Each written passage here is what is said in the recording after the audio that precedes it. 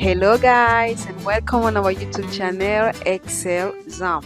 So if you're new on our YouTube channel, don't forget to subscribe, to like, and to leave a comment in our comment section.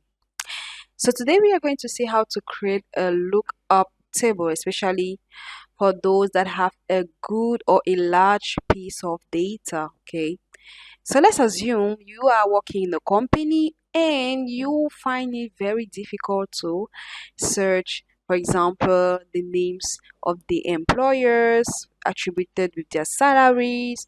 So this formula renders it very easy, okay, or renders it easier for those or for this kind of Excel users. So we are going to see, for example, or we are going to test our lookup formula. Okay, so we are first of all going to use the VLOOKUP formula.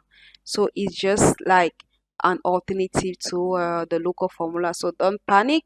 We are still going to see how to use the lookup formula. Okay, so let's see if we can actually know the salary of, let's say, Noah. Okay, always make sure the spellings are correct to that on the table you have or you have predefined.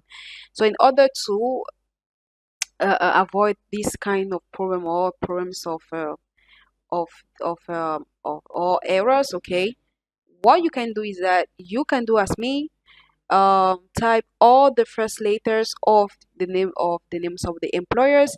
You can type them in, or you can capitalize them, and the full ones you can just write it in small letters, just for you to memorize it easily. Good. So we are going to see then how to use our VLOOKUP formula first.